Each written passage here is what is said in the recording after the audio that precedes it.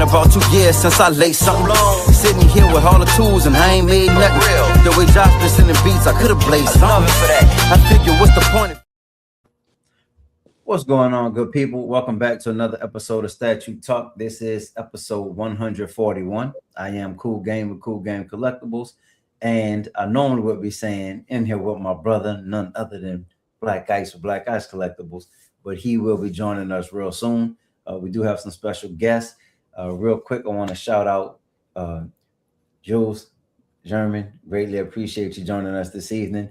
From Weta, we're going to ask you a ton of questions if you don't mind, sir. Of course. Got Piggy in the house. What's going on, Piggy?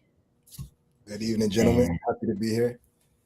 And the legend, the one who's putting on this amazing event coming in August, Marcos with Collector Zone. What's going on, sir? The legend. I appreciate it. That's thank you, guys. Yes.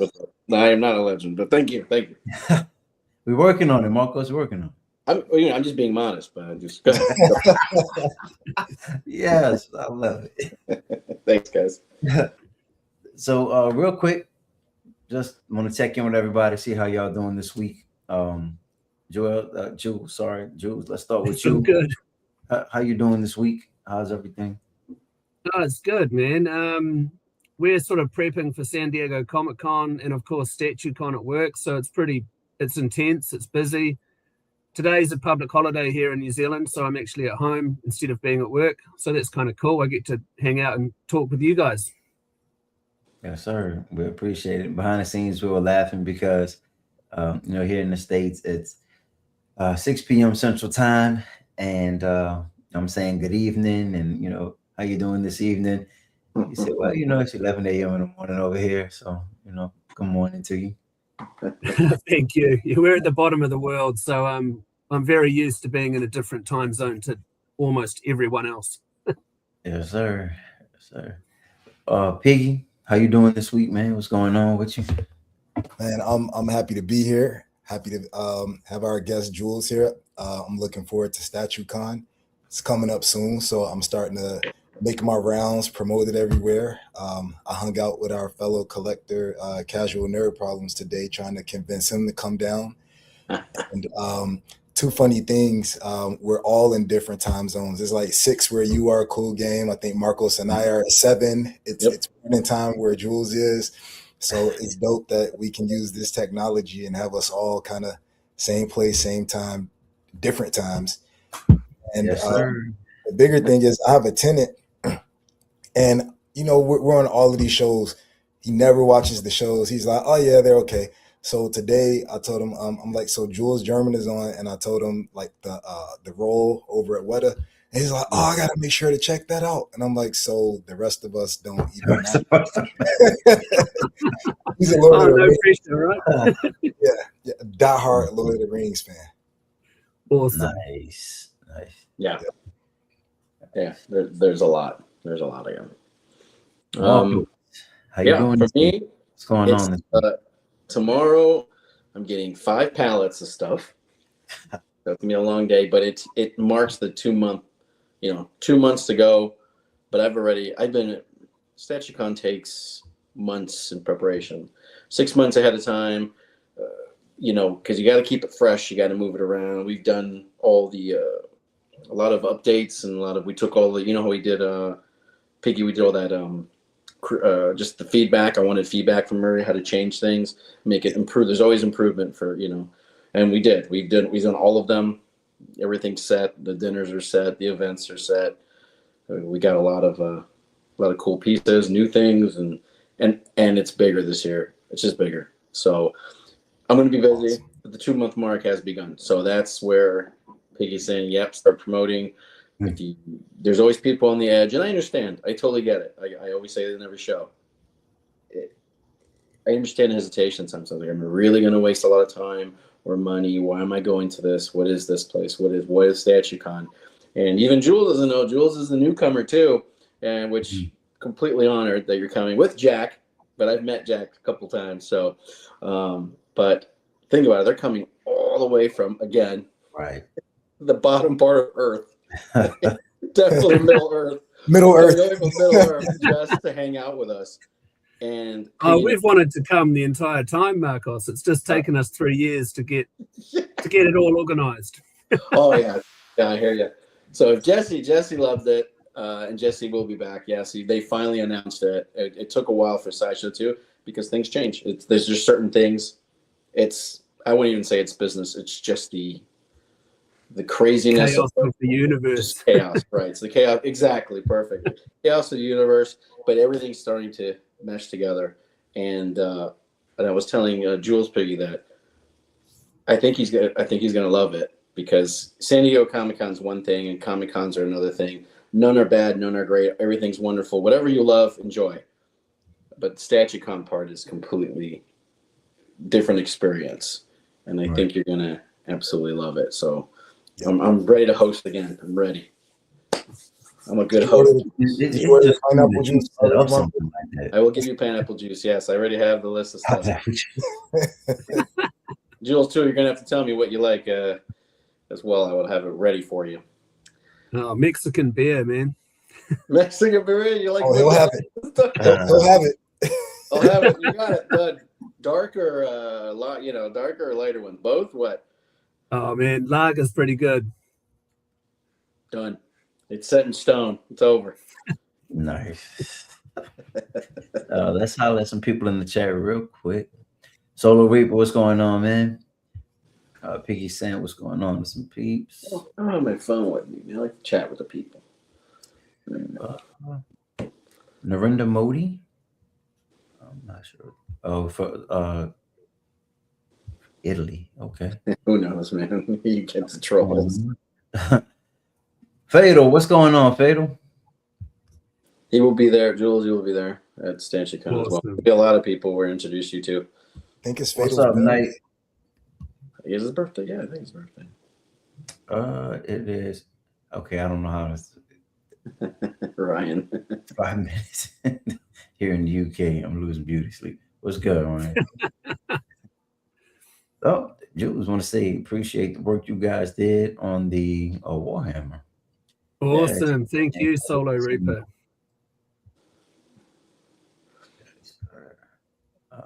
Jonathan says, hi. What's going on? Appreciate you joining us, Jonathan.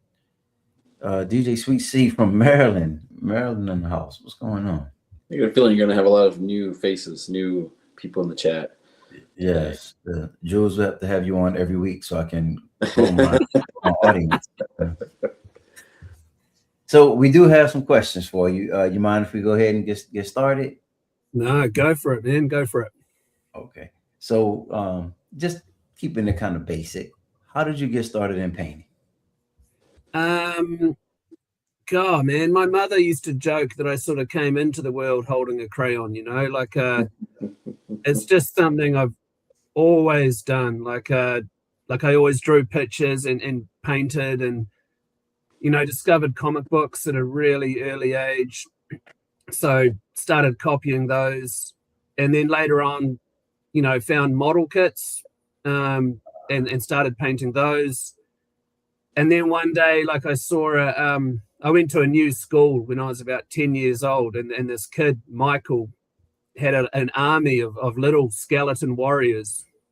Oh. And my mind just fucking exploded, man. I'd never seen anything so cool. And 40 years later, I'm still coloring in these little skeleton warriors, Yeah. Love it. Nice. Okay. Piggy, you had anything you want to ask? I don't, because I have a lot. Yeah, I have a lot too. So I capped it. So all right. So Jules, as the person responsible for the paint masters that collectors ultimately judge a final product against, what's one aspect of a statue's paint application that collectors may overlook, but that professionals immediately notice? Oh wow. Whoa, that's a big one. There's probably an awful lot, for me, I think if it's a creature or a human or if it's a living thing that has skin on it, I think skin tones are super important. There's lots of different ways you can do it. we're always at Weta Workshop, we're always trying to make something look as real as it could be. So even if it's a fantasy creature, we like it to feel grounded, like it could exist. So I think for me, skin tone is really important, and it can be quite difficult to get correct. And then it can be even more difficult to do it in a way that can be replicated at mass manufacture. So I'd say skin tone, man. Like when I see a statue, if it has skin, again, like if it's a mech or a tank or something, obviously that's different. But if the statue has skin, that's always the first thing that I lock in on and study it, man. Like I study it. How do they do it? How do we do it?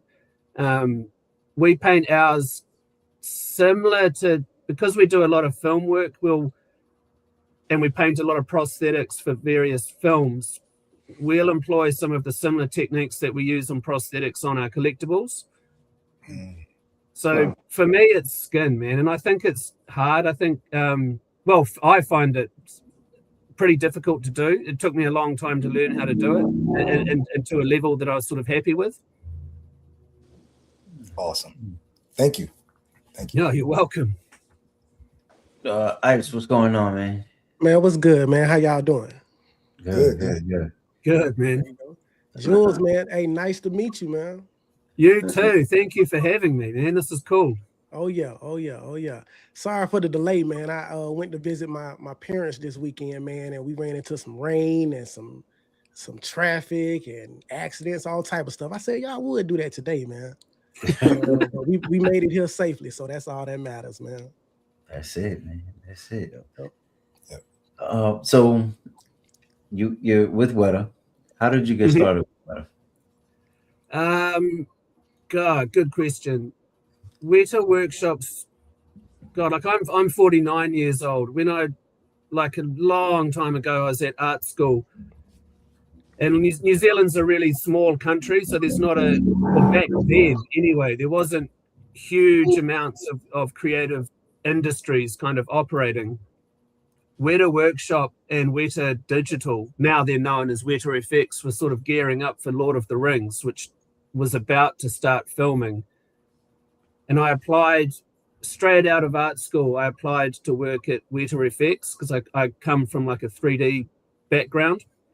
Well, that's what I studied at art school, like 3D animation and stuff like that. And then didn't manage to get in. My house actually got broken into and they stole my computers and stuff. So I didn't even end up applying because my sizzle reel sort of disappeared into the mist.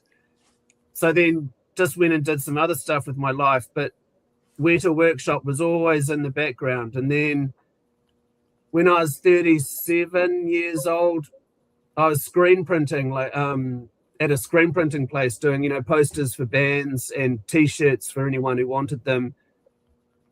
And just sort of, there was time for a change. And like my best friend worked at Weta Workshop, so he was like, "Man, you've got to come here."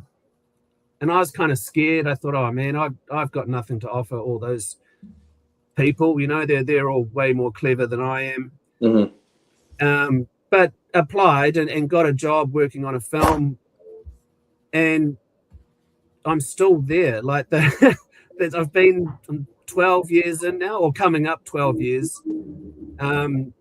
I sort of discovered a whole bunch of people kind of similar to me, all of us interested in similar things, and the work's pretty hectic. Like it can be pretty stressful, but it's also rewarding and awesome, and it's a really cool place. So nearly 12 years on, I'm still there.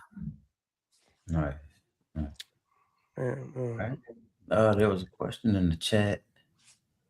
So people rave about Prime 1. You guys brought like the avatars, Predator. Will you guys be doing any statues based off those characters? We would like to. Yes. There's a lot of love for for both of those IPs. Avatar in particular, like we worked on Avatar for 8 years.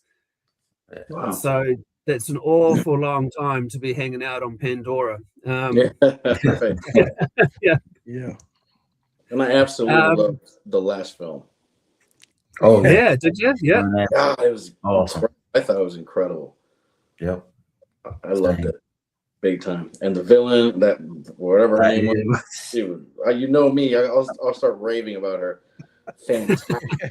What a great villain. I mean, worthy of, like, you know, in the archives kind of villain. Yeah. If she comes back, you know, wow, she was that good. Anyway, sorry. Oh man, every now and then I think like a it. design comes along which is iconic and you know is still going to be interesting like 20 years later when we all look back on this. And I think Varang is one of those designs, man. Like, she looked awesome. Yeah, the acting, everything. She was just just a great villain, you know. And then what's the guy's name? Gosh, the Colonel. The Colonel, yeah, the Colonel. Yeah, he's like back seat now. It's like, I don't even close to the level of this girl. Yeah, she's fantastic. I mean, she's running it. I mean, she is running it. Yeah. And it was a really long, great movie too. You know, I have a question before you jump in here. So, because I've always wondered, and Jules, you're like a rare. We never see you on YouTube or anything, or we never. Well, I don't, anyways. But how much is Weta? Let me ask another question. When did Weta start doing like statues and stuff? Is that one of your questions, guys? If I stole it, I stole it.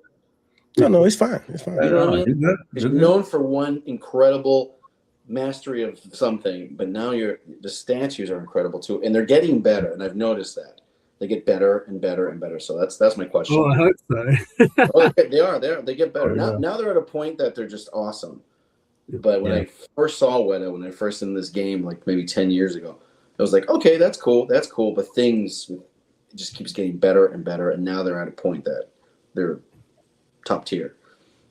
Oh, thank you very much. To answer your question, we started.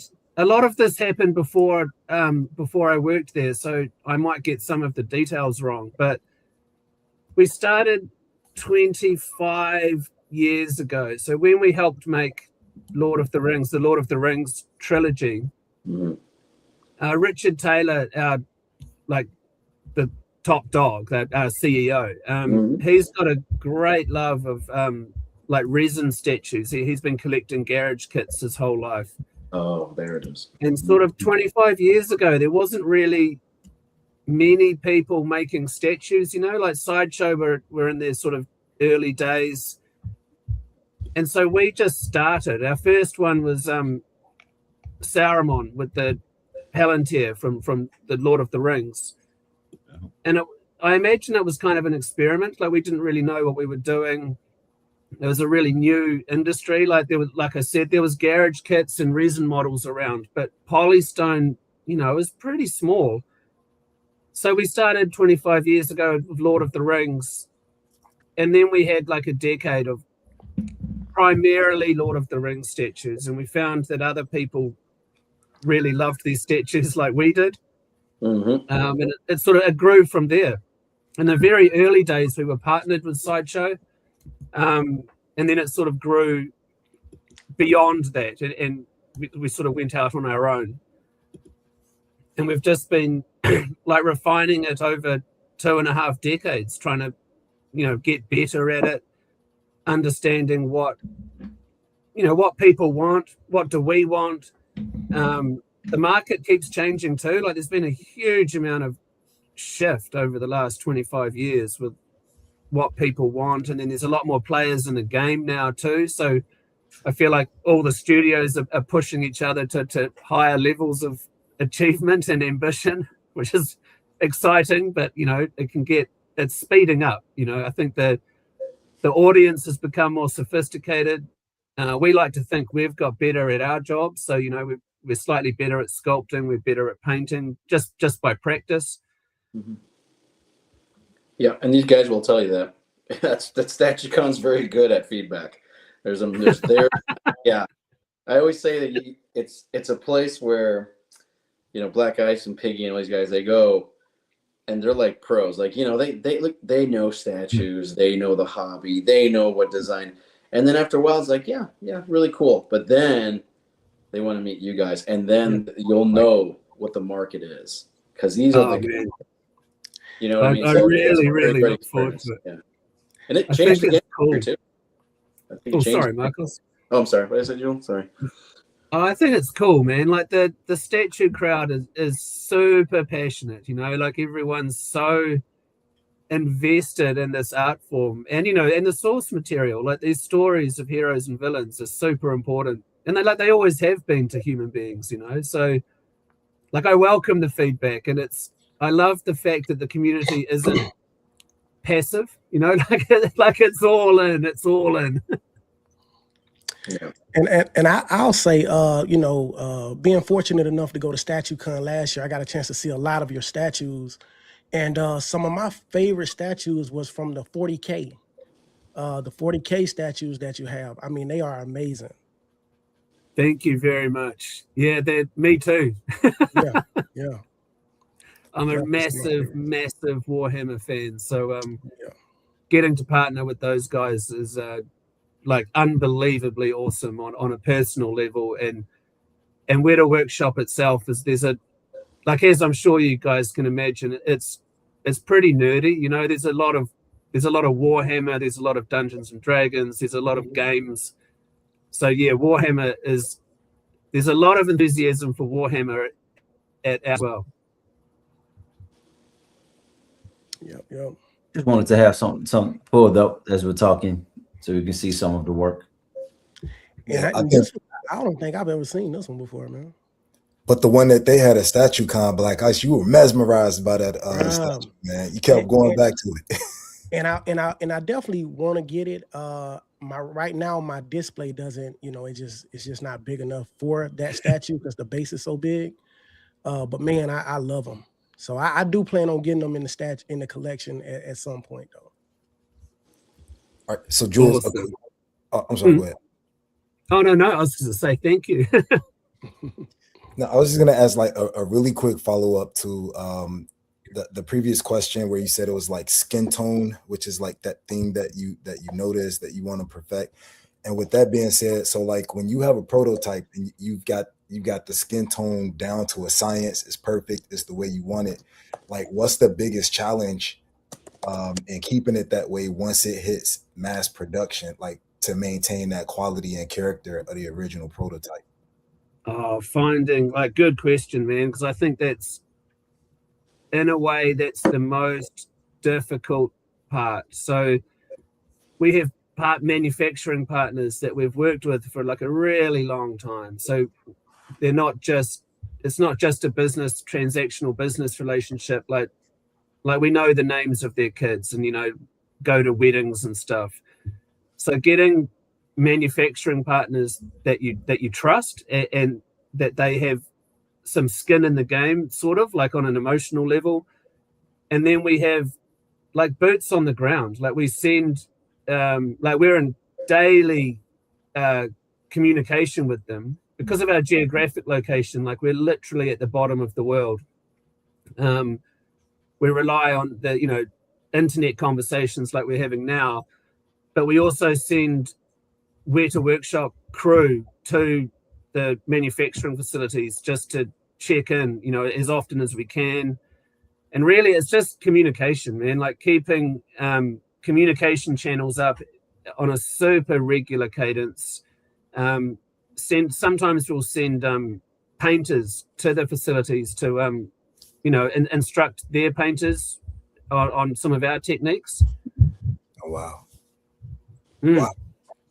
But yeah, that's a tricky one, man. But like, yeah, finding people that you trust and then keeping communication up is the answer. Awesome. Thank you. No, you're welcome. So Drew, this is actually one of my favorite pieces, and one of the guys who is a part of our live stream from time to time, he actually has this piece or pre-ordered this piece. Yes. Yeah, that's one of the best pieces I've ever seen, man. Lord of the Rings lines. That was really scary, man, that piece. Like, a lot of people had been asking us over the years that we should do the entire fellowship in one statue. and that was just really daunting from like a creative level of representing each character in a light that is fitting of their stature within the trilogy and the story, plus also the amount of work it involved. We knew it would command, you know, a sizable price tag, so it was really, really nerve-wracking to do it, and we spent a long time on it. And obviously, like we've been involved with Middle Earth for 25 years, so we take it very seriously and have, you know, huge amounts of respect for it. So this was a really scary piece, and we really poured like our hearts and our souls into it, like we try to do with every project, but this one was really kind of special. And we were nervous about it, but it sold out in 49 minutes. So Wow. So like obviously other people like it as well. Congrats on that. It is an amazing piece, though. Thank you. One of the things that I think I like most is the fact that it tells a story, right? Like we can all think back to this happening in the movie. So for it to have that kind of representation is really, really awesome. Oh, fantastic, man. Yeah, like we try, and I sort of think, like, I hope this doesn't get too, you know, philosophical, but I think storytelling is at the heart of everything that we do, or everything we try and do. So narrative's really important. So wherever possible, we try and we sort of think of ourselves as storytellers. So if we can help tell a story in a statue, we'll certainly try and do that. So that's really wonderful to hear you say that. Yeah. This is it. This is awesome. Cool game. Oh, like to kind of piggyback on what you said, the way I know that a piece is like really dope and it got me and it pulled me in, if I'm looking at the piece and I'm checking out the art, and then it makes me want to go and watch the movie. Like it makes you want to go revisit the IP. That's a piece. That's a good piece. Oh yeah. I'm real big on dioramas because I actually started out, you know, with 1/10 scale statues by Iron Studios. So I started out with dioramas. So, you know, when I see y'all statues, I mean, they speak dioramas on a whole nother level as far as that detail that I'm looking for. So I definitely look forward to getting more Weta pieces in my collection. Right now, I'm just trying to figure everything out. I don't like my stuff crowded. So I like to make sure everything is spaced out and looking good. So right now I'm just trying to strategize it, man. But I definitely plan on getting some more pieces soon. Yeah, space is a hard one. Your collection's amazing, man. Like it is really spread out. My one's starting to get a bit crowded. I'm kind of running out of space a bit. Yeah. So speaking of that, do you collect only Weta pieces, or do you collect outside of Weta? Oh no, I collect lots of stuff, man. Okay. I started off with, well, like as a kid, it wasn't really collecting, but you know, just toys, like a lot of Warhammer and fantasy, you know, miniatures for tabletop gaming. G.I. Joes, Transformers, Masters of the Universe is a big one for me, and continues to be to this day. Yes. Like I love it, man. But no, I collect. I certainly collect outside of Weta Workshop, man. Like, if there's something I really like, you know, I like monsters and fantasy. So, yeah, I'm quite an aggressive collector, and so yeah, I'll just navigate to something that I think is well executed or captures a character I love particularly well. Nice. Do you have a favorite character? Oh, many. God, like Conan the Barbarian, I love. Masters of the Universe, I love. Like I kind of grew up with horror films and stuff, so like I still have a lot of love for monsters and creatures. You know, like Frankenstein's monster is. I still think to this day one of the greatest character designs out there. Mm-hmm. I love it. Would you ever consider maybe lobbying to do a horror line? Frankenstein, werewolf, Dracula. Oh, Absolutely, man. Like we talk about it all the time. What we do and what we don't do. Like, it's increasingly difficult because of so many. Not difficult, but being aware of what already exists, and if we think we can bring something, like bring a different point of view or a different take to the subject matter. And the universal monsters are pretty well covered. I mean, I would get great personal satisfaction out of doing it, but there's a lot of really, really great ones out there. That's a good point. Yeah, I was gonna say I like what you just said, because sometimes in the community we feel as though we're oversaturated with certain characters, and it's like they're just putting out statues. So to hear that you want to bring something new when you actually create that character, that's I like to hear stuff like that, because that's the way I look at it too. I mean, don't just give us something. Give us something that's going to grab our attention and make us want to buy that piece. So I really admire that. Yep. Agreed. All right, The level of detail on these things is I'm looking at it, bro. That's crazy. And that's what I was gonna mention. Like, I'm sorry, go ahead. Oh no, go ahead, man. So with the detail and like a lot of collectors focus on sculpting, but like the paint often determines like whether a piece feels alive. So when you're evaluating like one of your finished prototypes, what tells you that this statue has crossed the line from like a good collectible to like a truly great one? Oh wow, good question. So we have like a how do I do this? Like we have a team of people. We have a team of sculptors. We've got about 16 sculptors on the collectibles team. Then we've got a paint team, and then we have like a group of kind of core creatives. And we start. It's a process. So we start at the very, very beginning. We start with a story. Like, what's the story we're going to tell?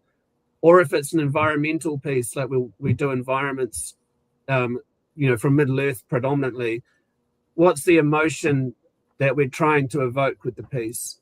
And then we'll switch to motivation. So if it's like one of the very early questions is it an exciting moment, or like a battle moment, or there's a lot of movement going on, or is it a quieter moment, like it might be a moment of pathos or sadness, or reflection of the internal reflection of the character. Then once we've decided those two things, and then that's informed by usually by the character itself, like why, if we're going to portray a character, it's usually because we love him or her or it, and we think other people do as well.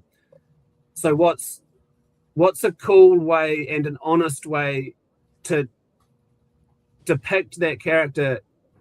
And then we start sculpting, and all the way through, myself, Richard Taylor, senior sculptors, painters get involved. Everyone's welcome to be a part of the conversation as we're developing it. And so we just refine it as we go, and then hopefully by the time we get to the end, it's as good as it can be. So there's not a single moment where we think it's tipped over to be great, although that can happen. But hopefully it's just we're refining it through the process. So we're trying to find the greatness as we go along. Awesome. Well, you guys are finding it. You're definitely finding it. Thank you. You're welcome. As soon as you see these new Warhammer pieces you guys are coming out with, I think it's Monday or whatever the pre-order drops. One of the most amazing things I got from Jack. Jack's these guys haven't met Jack, but I've talked to Jack. So every year we sit down and we look at the new products, and we try to. One thing that amazed me was Weta asked me, "What do you think? What would work and not work?" And I'm like, "Wow, what company's ever done that?" And then one of the suggestions was, and I think they've done it before I even suggested it, is the Warhammer pieces are like Black Ice is saying, the tightest when it came out and I opened it, it was the statue of the year for me. Because these little votes, they go, this is the best thing I've seen all year, and it was for that year. Then Abaddon the Despoiler came out, and that was the best one for that piece. The downfall, when I was telling Jack, was they're massive. Yeah. They're huge. They are, man. And those are 1/6. Yeah, exactly. These are 1/10, and they're like the classic series. But look how awesome these are, and the collectability for the 1/10 Warhammer is going to be big. I think that's amazing. Oh, we hope so, man. Yeah, the Warhammer stuff, the size of them, like Lieutenant Titus was our first one, and like I've spoken about this with the Warhammer guys as well. Like our we had announced we were going to do them in 1/6 scale because that's what we normally do. Like we've done some quarter scale statues, but we're predominantly known for 1/6 scale, and we feel comfortable in that scale. So we announced we're doing Warhammer at 6 scale, and like we all knew that Space Marines were big, but it wasn't really until we started actually building one that we really fundamentally understood how big they were. And then of course we put a dead Tyranid under it, and then that didn't help with how big it was. Oh yeah. Yeah. And like there was genuine excitement on our part to be involved with Warhammer. And then we did Abaddon the Despoiler. Like that character's 12 feet tall, I think, and if he was, in real life. Wow. So yeah, they're massive, man. And I think honestly we didn't quite really grasp what we were getting ourselves into. Yeah, because see, I was confused because I was used to seeing them say 1/6, but when I seen it in person, it was more like a quarter scale, like it was the size. Yeah. Yeah. It was like the size of a quarter scale. So I was like, man, how is this 1/6? And then I was like, okay, because they're bigger, they're Because bigger. they're huge. Yeah. So like a Space Marine is like 8. Well, we made our Lieutenant Titus like he would be 8.5 feet tall if he was in real life. And I think Abaddon the Despoiler, I think he's 10.5 feet tall to the top of his head, but then he's got that trophy rack behind him. So yeah, these characters are really, really big. So these 1/10 Space Marines on screen at the moment, they end up being about the size of a traditional 6 scale, like in your hands, like a sort of 6 scale Lord of the Rings human character, like a 6 foot tall character in 6 scale. nice. These guys at 10th scale are about that size. And back when Weta asked me, I said, make them 1/10 because you can collect them more. And they're like, okay, we kind of did that. I'm like, okay. Then they showed me what they were, and I was like, that's the right path. And then just by coincidence too, the economy demands this. Yeah. That's it. I mean, be honestly, capitalistic as possible. Those big pieces they're not as appealing as they used to be. It's not artistic wise. I'm just talking about the pocketbook. Yeah. So we have a question in the chat. Mitch said, seeing as you guys worked on Dune and Alien Earth, is there any chance of pieces coming for those? There's always a chance, man. Like there's always a chance. I can't really talk too much about what may or may not be happening in the future. I will say, just because we worked on a film doesn't give us the rights to make the collectibles. Yeah, obviously that's crazy. I Because know, right? like the business side of it's another whole universe of complications. But if we have worked on a project, it means that obviously we've got a relationship with that studio, so we might be, we can certainly always have the conversation. We have actually done Alien Predators and Alien collectibles, and earlier on someone asked about Predators. We've got a line of vinyl figures called mini epics, which we haven't released any for I mean, they're still in market. We haven't done any new ones for a year or so. No. But we've got both Alien and Predator mini epic vinyl figures. Oh wow. Yeah, I've seen some of those, the mini epics. But Nice. we would love to like Alien. I mean, Alien, you don't have to even talk about it, eh? It's so cool. And then June, like if people ask me my favorite book, you know, like it's a stupid question, like what's your favorite record? But if I have to answer my favorite book, for me, it's June, man. Like I've read it so many times. I really, really love it. Wow. Nice. So what scale is this one here? It's a 6 scale. Okay. It's a big boy. Yeah. Big boy. Yeah. I mean, he's very important in that faction, but still, it's a big boy. Yeah. That's nice, man. Yeah, hopefully we'll have I was talking to Jack this morning, like we're bringing some of the prototypes There we go. that we'll have at Comic-Con with us to StatueCon. So hopefully I'll have that guy with me at StatueCon. That was my next question. I wanted to know if you would have some, because I'm looking forward to seeing them. Yeah, we're definitely bringing stuff. And I've got Jack and I are working on a surprise for StatueCon as well, which we're still trying to work out. Okay. But there'll be hopefully there'll be a reveal just for StatueCon. Nice. That's awesome.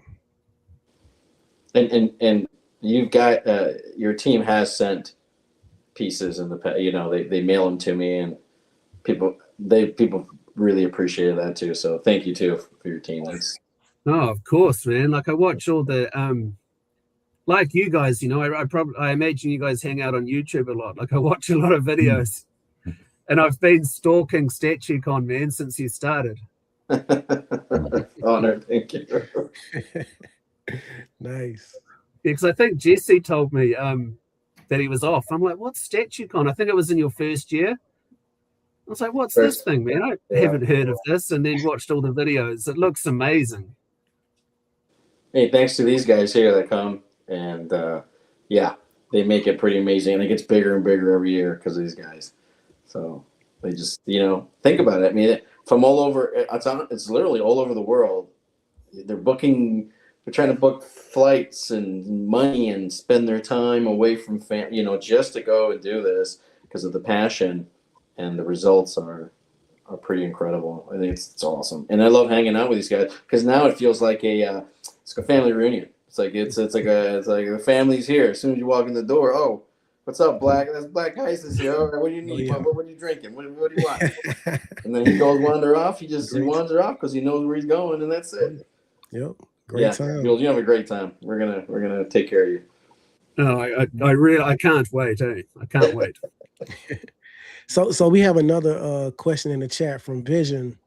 He say, so how involved are painters and sculptors in the final production samples collectors receive compared to the original prototype? Good question. So as much as we can be. So it's like we were talking earlier, like we'll send Weta Workshop crew to our manufacturing facilities to oversee it. We have various quality control stages. So inside our workshop, inside Weta Workshop, we make what we call paint masters and mold masters. So we'll paint a statue which is like a set of instructions for our partners to copy, and we make a mold master, which is a casts of our finished sculpt, which they will make their molds out of, and then we'll fly over to the facility and just check. So every project is a little bit different, just depending on like a lot of different factors, but we try and involve the artists as much as is feasible at every stage. Gotcha. Let's see what it is supposed to do. This statue family home.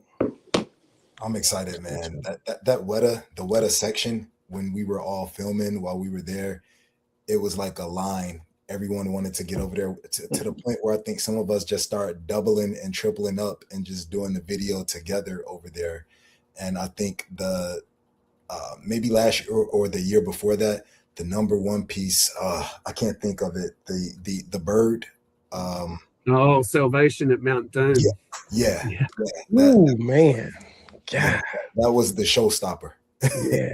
That was a nice one. Oh, yeah. Oh, that makes me really, really happy to hear that. Yeah, that's real nice. I have no room to. Well, I don't have a spot for that, but my brain was going very hard trying to figure out, like, if I just bring this home, where can I put it? It almost ended up on the dining room tables, but thankfully I kind of came to my senses before I left.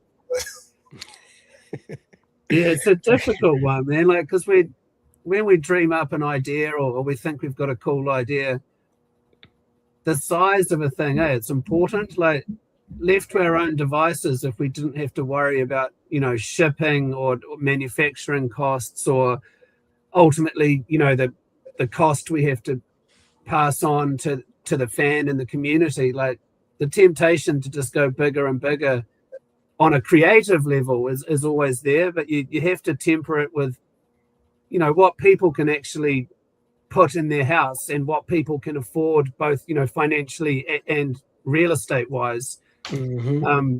So it's a tricky balance, especially with some of these stories like Middle Earth and Warhammer. Excuse me. The creatures and the environments are so wonderful, but some of them are just so massive. It's a tricky balancing act, trying to work out exactly what the sweet spot is for the source material and the narrative we're trying to tell, and of course what the fan and the community can actually tolerate. Yeah. I mean, that definitely makes sense. Because I mean, that's one thing in the community that we talk about, the most is like space. At some point you're gonna run out of space. And that's why I collect all scales. I don't discriminate against any scales because I can't do all 1/3. I can't do all quarter scales. If I could, then I would definitely try. But sometimes the smaller scale statues are what allows us to continue collecting. So that's why I try to keep those in the collection. Yeah, I've got a Sideshow piece of I'm a big Batman fan. Mm-hmm. So that they did it a few years ago of Batman from The Dark Knight Returns, and he's sort of jumping off a big lightning bolt. Oh yeah. Oh yeah. Like, I love it, man. But it's huge, very, very big. Yep, like 33 inches tall or something like that. Yeah. I have Had that a piece. chance to see it in person. Oh, you have it? Yep. It's massive. Yeah. I agree. We have it on display still. What like Black Ice was saying, like with the 10 scales, even 6 scales, but definitely with the 10 scales, I like it because you can tell a whole story in the space of what maybe 1 or 2 third scales take up. Like that's a whole shelf or a whole section if you have 2 third scale pieces, but you can get like 8 10 scale pieces and you have a whole war scene, a whole whatever story it is you're trying to convey. So exactly. I love the smaller scale. Yep. Yeah, we're always trying to like, our aspiration with all of our statues is that if you photograph it, it could be a screen grab, or look as realistic as possible.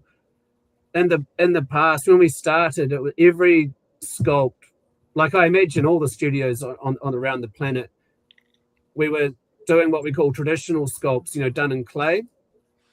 And so with the smaller scales, there was limitations of clay of like how much detail you could get in. With the rise of technology and like 3D printing in particular, we're finding now that we're at a point where we can get as much detail or nearly as much detail into some of these smaller scales as we could with larger scales. So our ability to sort of maintain the quality that we aspire to, and like you saying, that the sense of narrative, it's all possible now. Mm-hmm. Awesome. Yeah, and speaking, I noticed when I was at StatueCon, I seen a lot of the like very small little dioramas, like the lands and different stuff. Like those, man, the detail on those things were awesome. Just to see those, small little statues, but they just had so much detail in them. Yep. Yeah, it's like we're in a sort of golden age, I think, of technology. Like I sort of feel we've reached a point now where if you can dream it, you can build it. Like the 3D printing is really good. It's accessible. Like it's not super expensive for a really good 3D printer. You know, the digital software now is really good. So it's like you can achieve an awful lot these days, which, you know, 10, 15 years ago perhaps wasn't the case. We still employ traditional clay techniques at Weta Workshop. So it's a hybrid for us. Like every project is a little different depending on the artist. But we still use clay, but the digital stuff has added a lot of what's possible. Gotcha. It's awesome. Just wanted to highlight since we're looking at so many different scales, kind of highlight the dimensions on some of these pieces as well. So people have an idea of exactly how big these are. So what's the Radagast? So, God, you guys are inches. He's probably six inches tall. I thought he was 12. Eight. I thought he was 11. Almost 12. 11 and a half inches tall. He's a 1/6 scale, so he's got. Oh, sorry, I thought he was one of our mini statues. Yeah, the mini ones are. We have a whole section of those too. They're fantastic too. I don't think okay. Yeah, I like these. But that's again, so that's what it does. It's like if you can't have space for 1/6, you got the mini ones, and if you want the 1/4, they got the 1/4, and if you want Radagast with his wonderful house and the rabbit and everything, you got that, and huge. But I think the most popular is, again, it's like the 1/6 that I've seen. Just, you know, my statistics. I mean, it could be completely different somewhere else, but the 1/6 it's pretty great. I mean, a lot of people like kind of like the Hot Toy size, right? Like, you know, they just like that size. You still get the presents, right? Yeah. It's a sweet spot. Yeah, it's a sweet spot. Yeah, it's kind of like quarter scale is the best. You know, the most popular. I'm not gonna say the best, bad word, but most popular for bigger statues, right? Yeah. So like the sweet spot. Third might be enormous. It's just ridiculously big. Half scale, forget it. If you have a refrigerator, you know. But some things are fantastic. Yeah, they're 1/6. That's pretty good. So Jules, you mentioned the digital concept, and I think Vision has a good question where he says, has a design or concept looked amazing digitally, but it kind of like completely failed once it turned into the physical prototype? Yeah, man. Yeah, absolutely. The transition from digital to physical is always quite shocking. Like we predominantly use a software called ZBrush or ZBrush.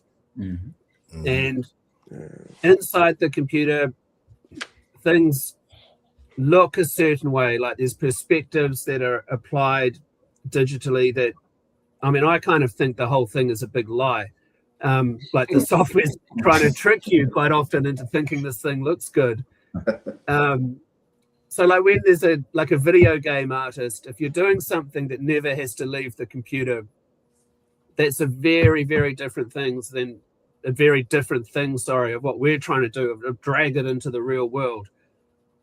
So we do a lot of prototyping. So because oftentimes we'll find something that does look amazing on screen or is reading really well on screen doesn't read well in the physical world. So we'll do a lot of preliminary 3D prints all the way through a sculpt to constantly test it. Like sometimes we'll even even the basic anatomy might look correct, like how long an arm should be in proportion to a leg or whatever.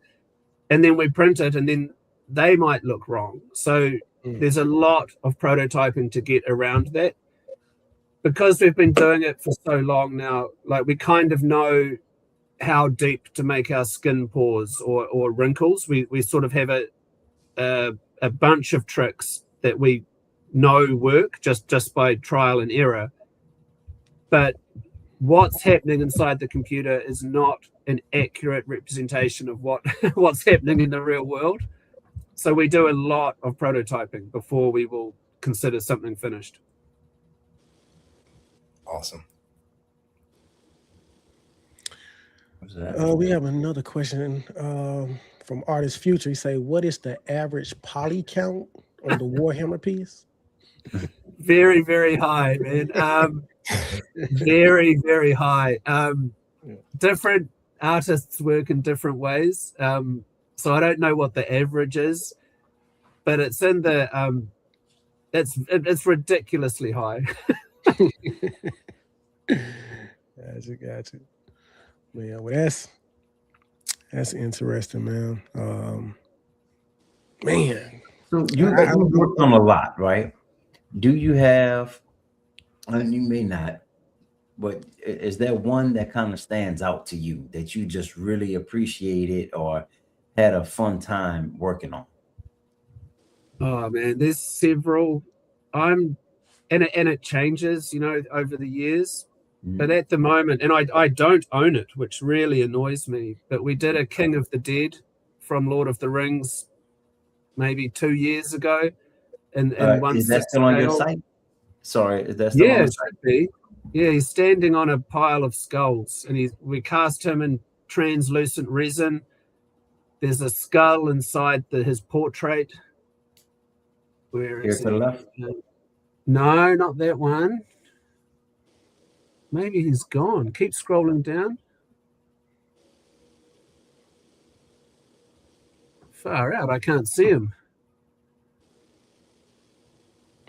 There he is. Okay. Right here? Yeah, that King of the Dead there. I was really proud of how he turned out. Oh, man. Oh, wow.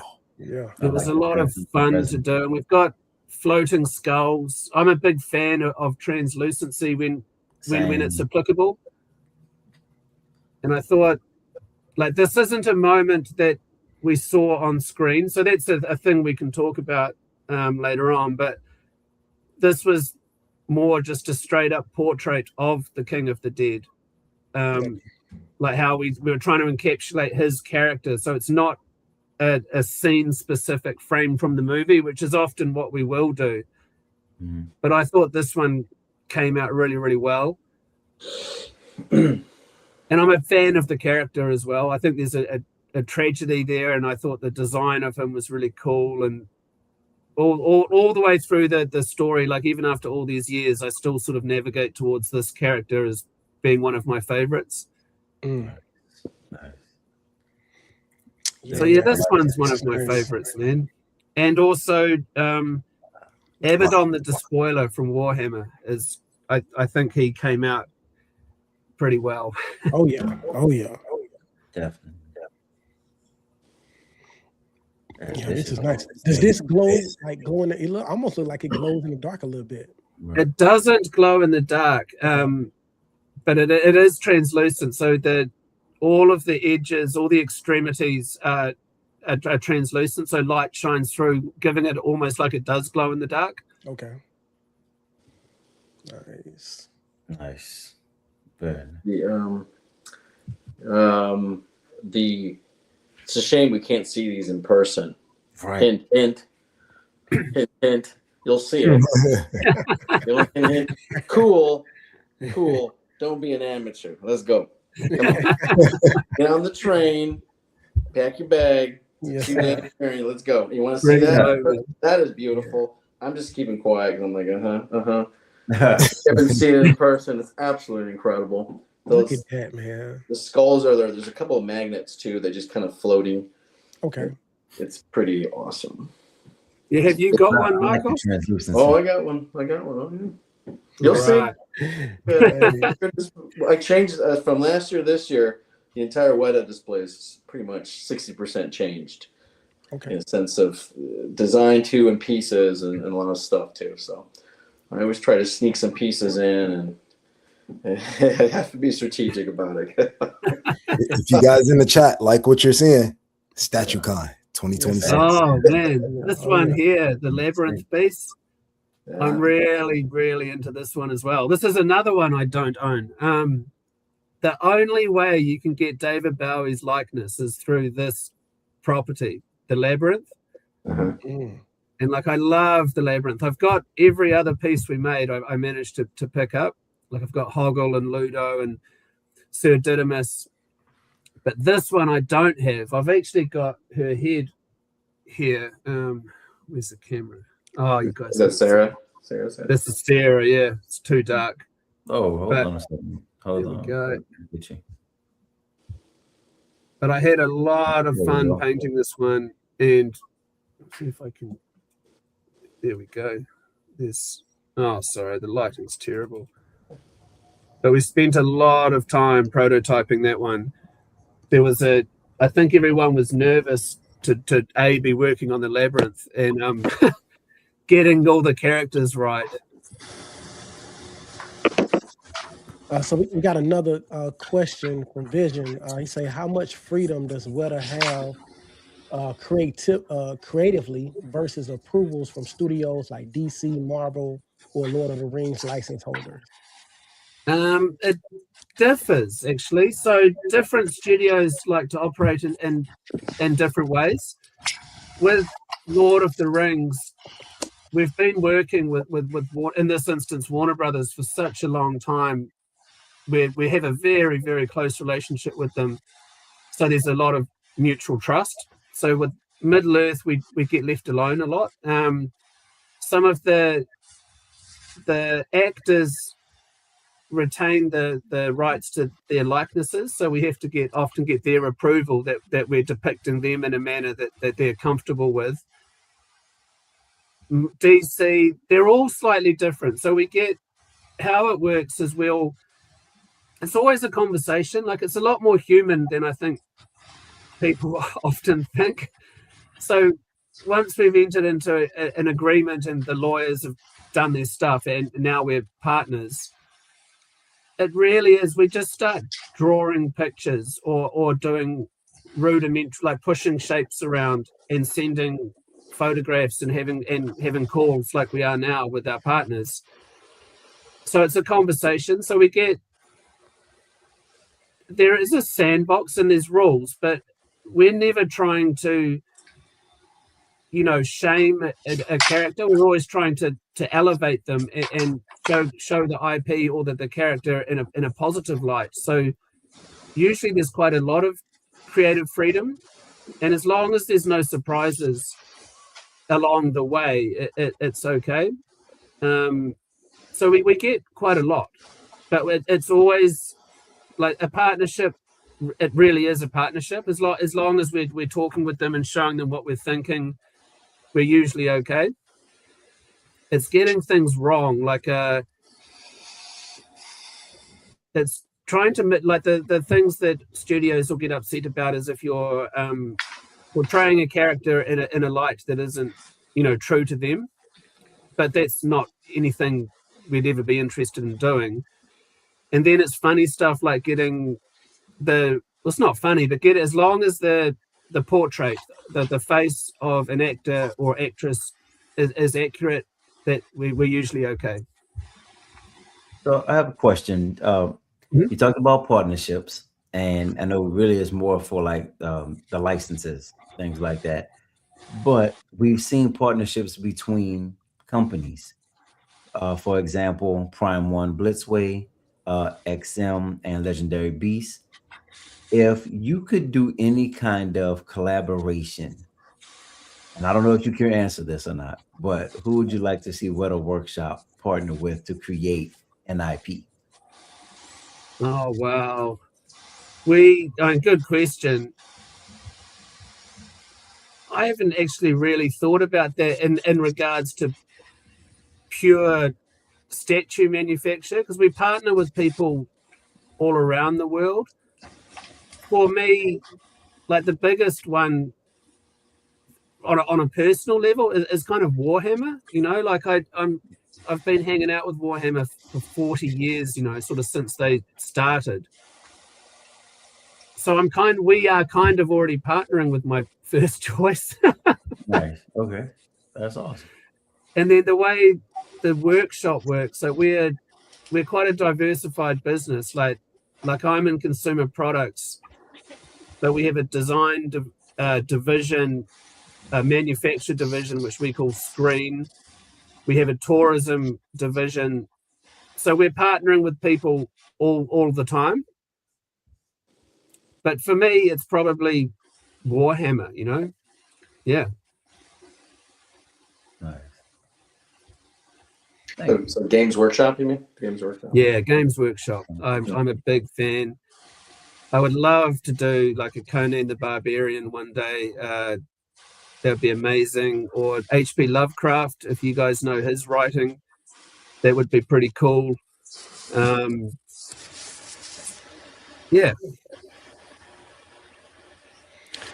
So I actually have that Batman statue, man, and I love it along with Joker as well. Which I'm gonna be honest, I mean I'm a huge fan of that Joker. I know a lot of people don't like that that Jared Leto type of Joker, but I'm a huge fan of him, man. Because I just love Joker in general. That's my favorite DC villain. Me too. Yeah, so all versions of Joker, man, for the most part, I like him. It's hard for me not to like it. And I definitely had to get this statue, man, when I got it, because I got it for a great deal. I actually found it, third party, and got it for a great deal. So it's in the collection right now, and I doubt if it's ever leaving. Fantastic, man. I've actually got the original clay sculpt of that one in my studio here. He's a bit too high for me to get to at the moment. Okay. Nice. But yeah, I love the Joker, man. Like I couldn't believe it when we got to do that. Oh yeah. Yeah, awesome piece, man. Rayon, man, you joined us, man. What's good, man? How you doing? Hey, so I was busy. I told Ice I don't know if I could make it, but when I heard the legend by the name of Jules was hopping on, I had to come show some love. Yeah, You know, he don't understand how many times have I seen his interviews, watching these talk about these pieces, man. Because in person, I've never seen a Weta piece, and so I only go by collectors that have them in hand. What they think about them in pictures, videos, and that's kind of like one of the reasons I'm kind of jealous of people going to StatueCon, because I understand Marcos has tons of Weta pieces out there, to see visually in person. But Jules, man, let me tell you, last Thursday I got a dream piece of mine. So I've wanted to scratch this Lords of the Ring itch away. But as you know, prices with all these companies have gone high. And most of all, the space is a killer for a lot of us. Yeah. And when you guys came up with with this masterpiece right here, you made my decision. Hold on, Ryan. My decision. Get you on the big screen. There we go. Oh wow, you got that one. Fantastic. Yeah, you made my decision very simple. Yeah. Very simple. And I just want to thank you and everybody that was involved with it. I had to come and show some love. So. Oh, thank you very much, man. I'm so happy you love it. Yes, sir. Yes, sir. Yeah, we were talking earlier about it. We were really nervous about it. We didn't know if it was too big or if we'd done we always get nervous if we're portraying the characters in a way that's going to resonate with people and it's true to the source material. And then that one, again, it wasn't specifically a moment that we saw on screen, so we had to invent a little bit of the narrative. So I'm so happy that you like it. Thank you very much. Thank you very much. If you're interested, Jules, I did a live unboxing actually Thursday on a different channel, and you can hear my excitement in my tone. I'll be sure to check it out, man. Yes, sir. Yes, sir. I got to check it out too, man. I was busy Thursday, so I got to check it out. Jules, the guys from Sideshow that come, Anthony and Daniel and Jesse and all those guys, they always talk about, their projects. It's like, yeah, you get, as a consumer, you get to see the statue, the reveal, the pre-order, but it's year and a half in the making. Is that the same thing for Weta? 100%. Like usually from like ideation to something being available for a customer is usually about 1 year. There's a lot of variables, but it's usually about 1 year. Some pieces we've made have taken longer for various reasons, like maybe the creative team didn't get it right the first time.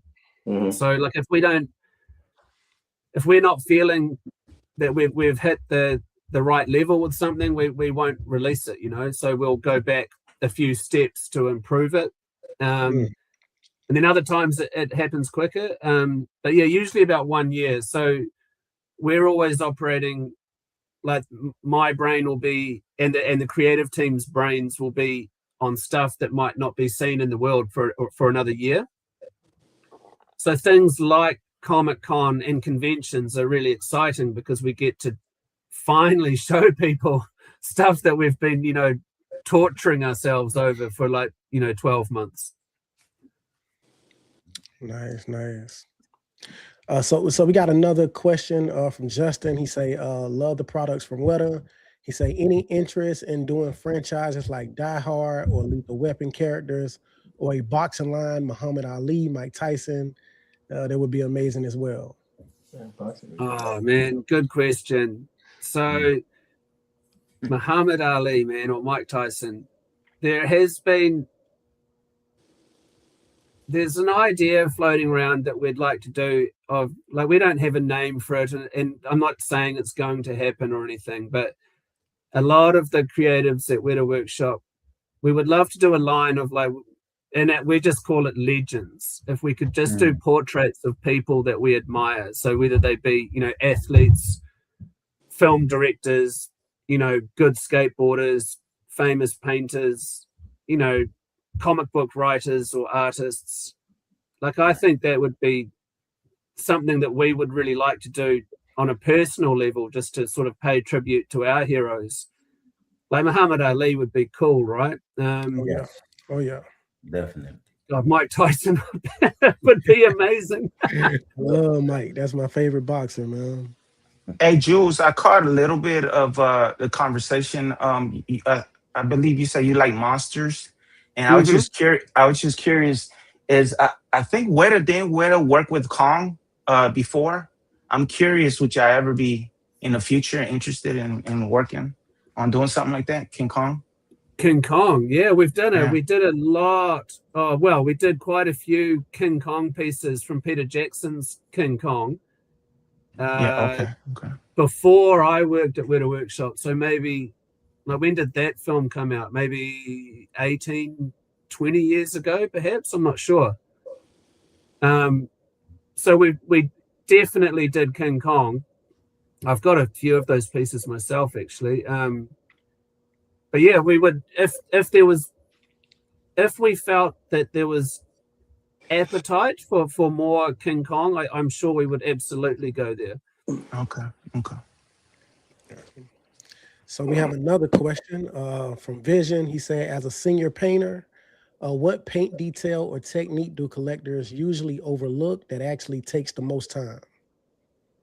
Oh, good question. I think for me, when something gets smaller, like the smaller something is, it can take longer than if something's large. Like the larger pieces can be a bit quicker to paint because you can use spray cans or airbrushes, like techniques that allow it to be done a bit faster and a bit more organically.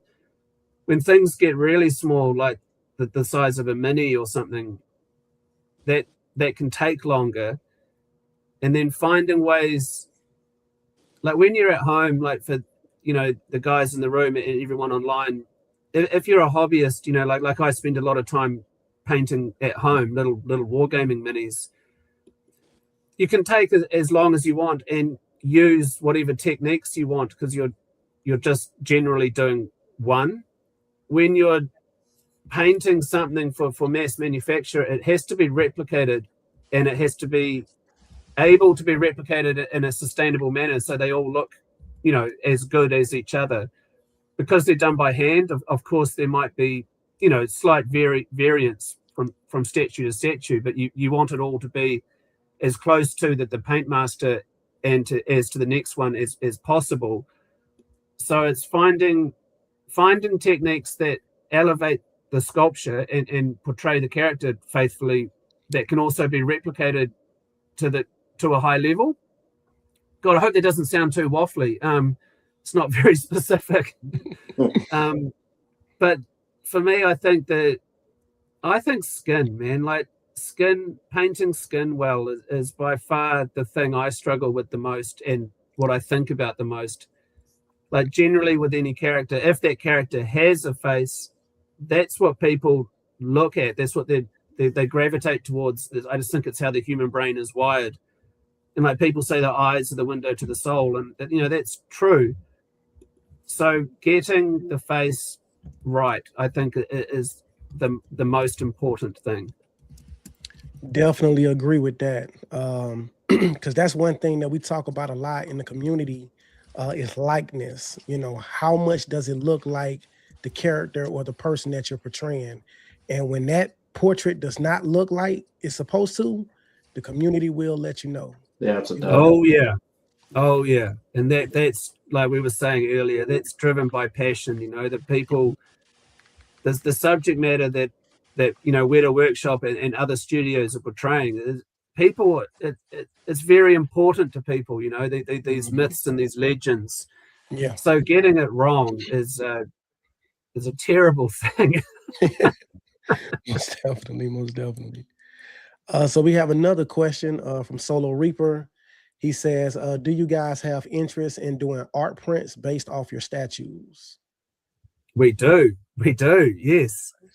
We have done a couple of times in the past, and we've partnered with other artists around the world to do that. The art prints are definitely, like, it's something that we do, and it's something we're looking to expand on. Like, as long as there's, interest shown. So when, like, that comment's fantastic. Like, we try and talk to people as much as we can. And so if there is a demand for it and people want it, it's absolutely something we would look into. Nice. Yeah, that's one thing about me. I love pairing art with my statues. I just feel like it completes each other, to have that 3D representation along with that art print. That's something that I do, with pretty much all of my statues. If you look, I always have a representation in some form of art to go along with the statues. Yeah, I've seen your some of your your collection tours. Yeah, you do that really well. Thank you. Yep. Let's see what we got here. Many's great. Oh man. So yeah, what I wanted to say.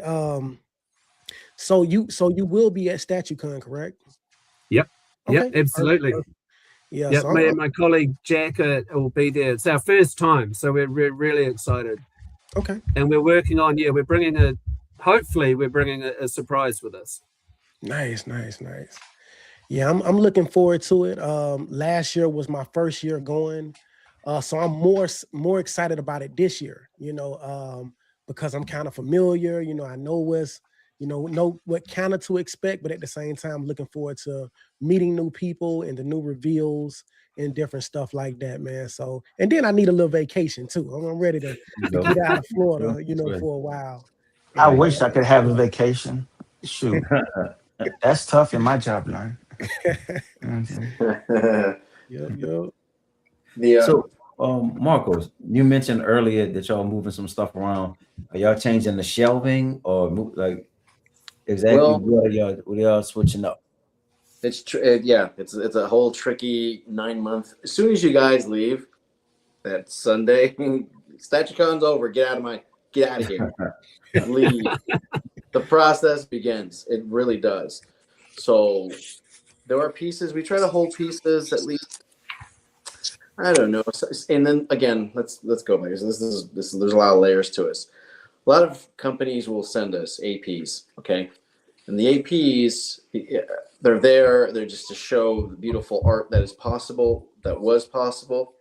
Yep. And those never move, right? Those are just, we got to dust them, and because they're gifts, we're not going to sell that. We're not going to sell it. It's part of the forever display thing there. So let's say, for example, for Weta, I've already moved pieces out. People have bought them.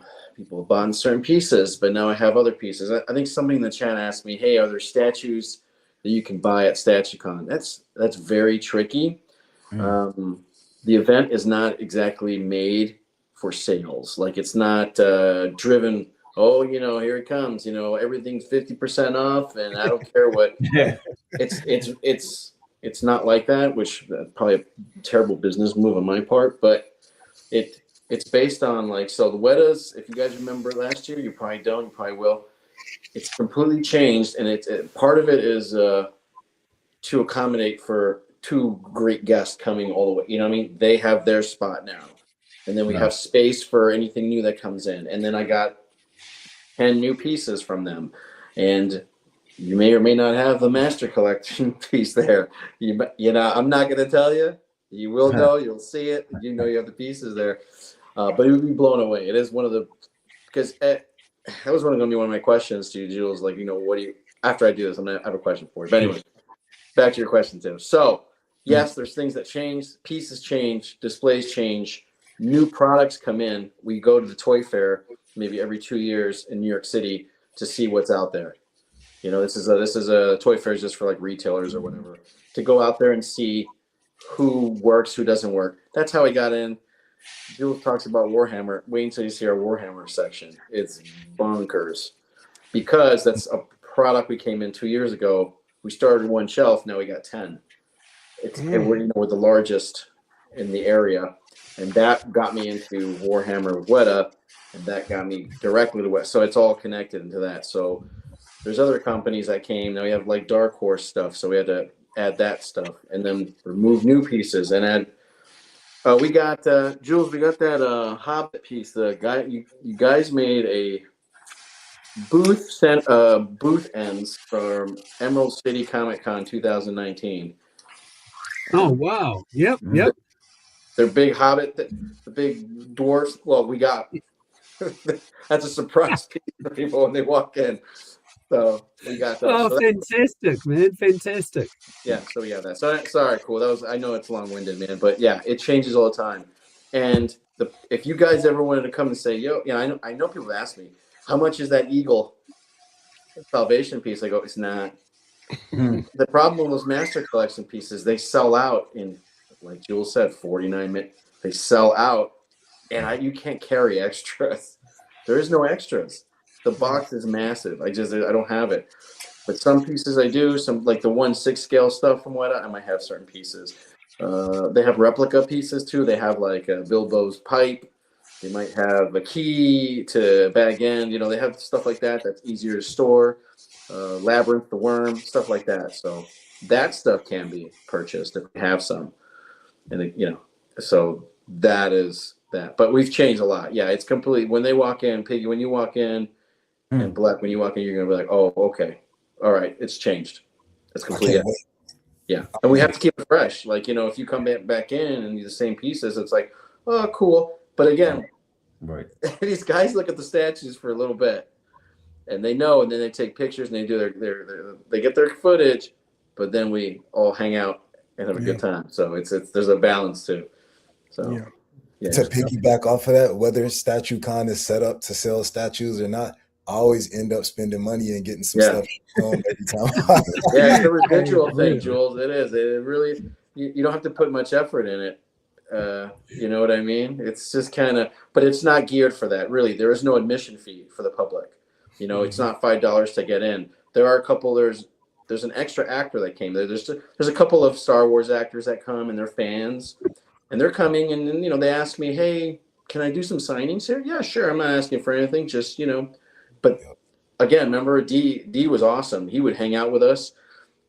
He was walking around. He was fascinated with this stuff, and he came all the way from the UK to come hang out with us. And he's coming back just because he loved it so much. He just loves it. It's a different.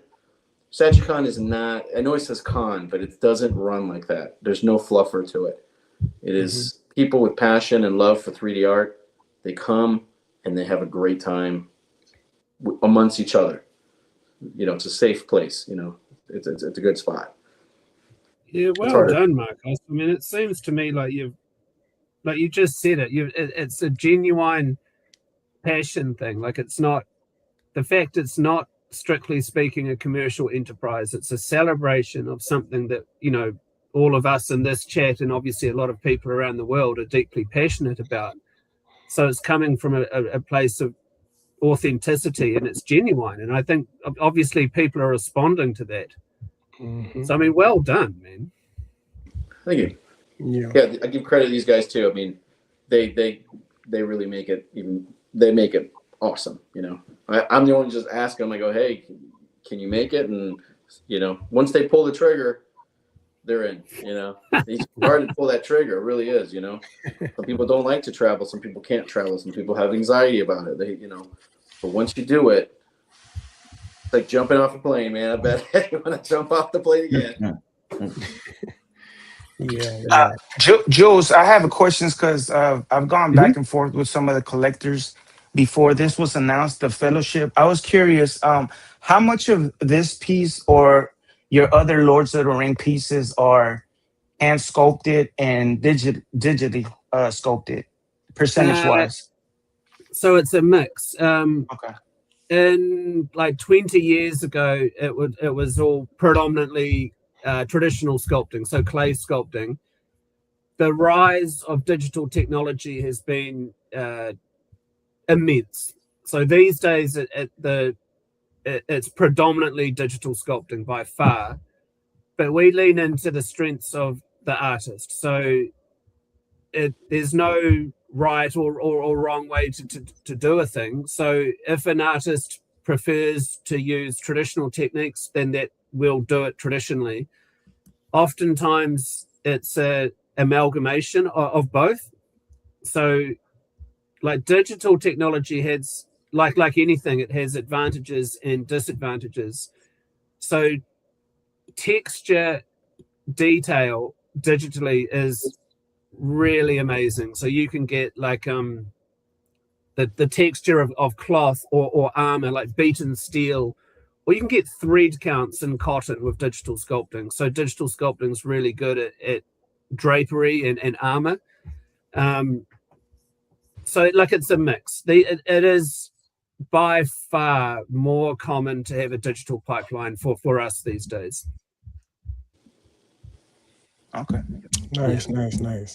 And then we have one more question from Vision. How many different poses are typically explored before the final one is selected? Oh man, case by case. Like sometimes we have an idea and we just all of us feel like that's really cool, like that's the idea, and it's the first idea. Other times we'll explore different poses and then tweak it. With like Neve Black Talon is a Warhammer piece that was shown a bit earlier on. With her, we actually had 4 poses that we felt were all as strong as each other. So we put it for a vote within the creative team, and then of course submitted it to the studio for approval. So yeah, like there isn't an average. Like sometimes it's we just know straight away, we think this is a really good idea, this pose. Other times we get like pushback from our manufacturing partners saying that, you know, that's not possible to make, or we're pushing engineering too far.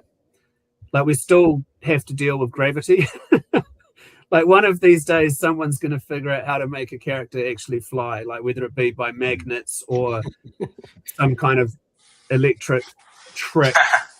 But until that day, like there's the laws of gravity and physics have to be obeyed. So that's something that, you know, that might affect a pose. Sometimes, like if we have a character, like a few years ago we did Gollum leaping off a rock and it's just 1 foot on the ground. And lots of other studios have done this trick, but the minimal points of contact to the base, although it might look really, really cool, it's also makes the statue quite breakable for the consumer. Like it might break in shipping, or if someone, you know, knocks it while they're dusting it. So pose, it would like to go back to the question, how many poses are explored? It depends on the character and the composition. Sometimes we might get it right, and then other times we might change our mind because we think it might be too risky for the customer. Because these things, like as we all know, polystone can be, you know, quite fragile. It's not very shock resistant. Yeah. And I just want to you know, kind of go talk about that the little diorama we just seen that was on the screen. The amount of detail, man, that was fascinating, man. I was just looking at a whole land in detail on this small piece, man, and that is fantastic, man. That is crazy. Like, oh, thank you. Oh man, like wow. And see that to me, it almost seems like that would be impossible to make at such a small scale, but wow, man. I mean, the smaller stuff is hard, man. Like someone asked earlier, it was more of a paint question. But the smaller things get, it introduces a lot more challenges. Like creatively going big is almost easier because the detail's easier to capture, and painting it can oddly be a bit faster. But when you go small, there's like limitations to mold making and what can be achieved. So for us, detail is paramount. Like I said, we want it to look like it could be a screen grab, whatever we're making. Yeah. So yeah, the going small is challenging. That is fascinating, man. Yeah.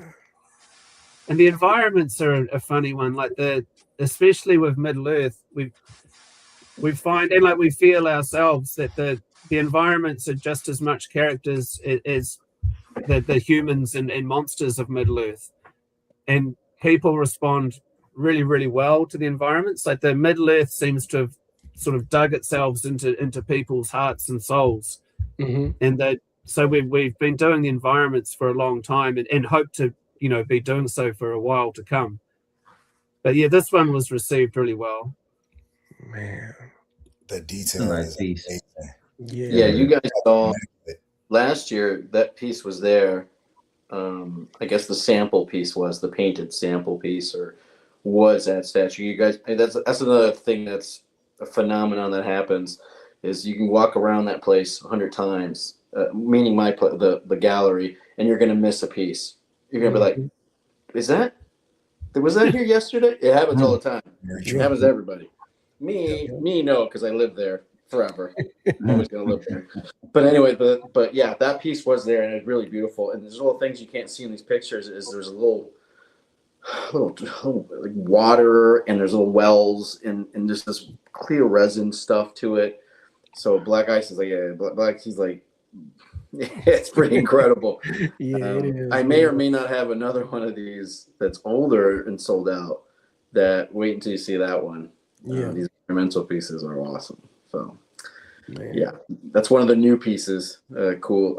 One of these environmental pieces that a lot of people missed back in the day. So, love it. This is awesome. Jules, is there any other? Is there any permanent display area for Weta in the United States? No, there isn't, Marcos. You're probably the closest I think we've got. All right, cool. Get on that train. That's all I wanted to hear. That was on purpose. That was on purpose. That was on purpose. Alley-hoop. Yeah, he just. All-star. Let me tell you something. Ram. I don't care what anxiety. Take Adderall. What do you got to do? Get on there. Let's go. And remember when he started, when he first got, I've never seen one in person. Yeah. Bro, they got a whole area full of them. Yeah. Well, isn't that dangerous? When you see them in person, you want it all. Hey, You're not gonna get it all. I got one of a kinds. I'm not giving it to you. Yeah, come through, man, for real.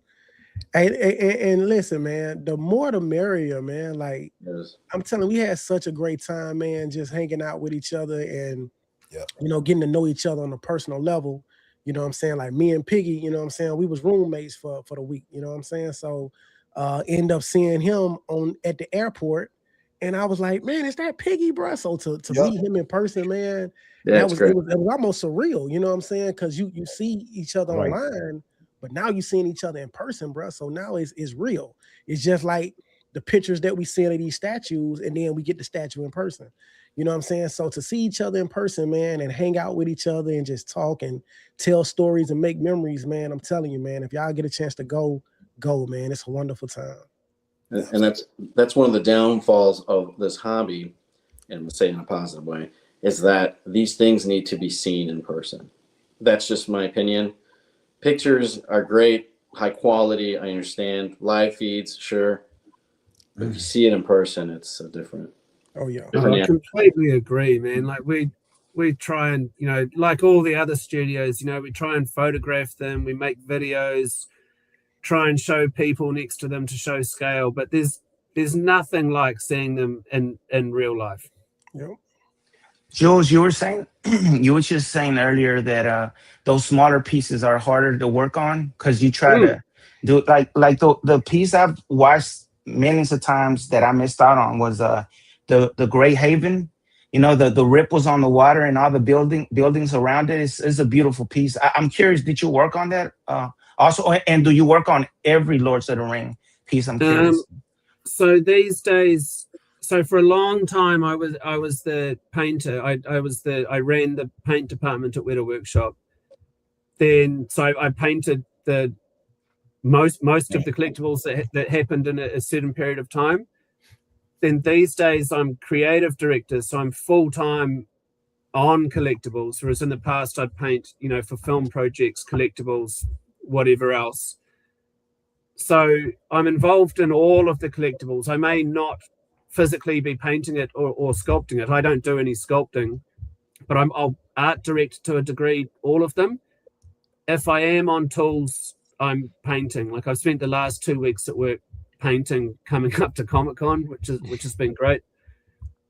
So I worked on the Grey Havens, but just from an art direction point of view. I wasn't sculpting or painting. Okay. The close-ups on this piece is beautiful. It's ridiculous, right? Yeah. It's ridiculous. Yeah. And this doesn't do it justice. You got to see real close. All those little buildings. It's just awesome. Yeah, I agree. It's really beautiful. And the different shades of blue with the water, like you can see how it's clearer, closer to like the edges of the ground, and then like just the amount of detail in this is. I can't wait to see these again, man. I gotta get some in the collection, man. Marcos, have you ever had this in StatueCon? This piece right here? Oh, you have? Okay. We did. Okay. We did have this one. It's really, really nice. In the vein of seeing these pieces in person, Marcos will tell you one thing that has not changed year over year. Every year when I get ready to leave, I have a list, and I'm like, these are statues that were never on my radar, that I never wanted in my collection. And now I've saw them in person.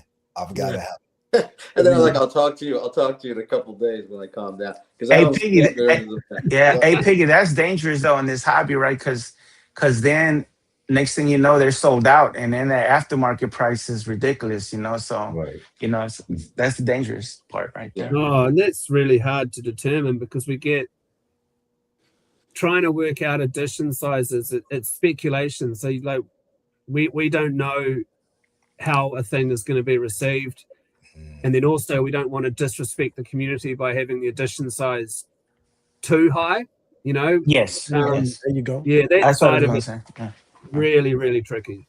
Wow. Yeah, the lower the better for me, because the way I think about it, that there's always different concepts that you can provide these collectors, and when you have a low edition on a piece, it would always have value, you know.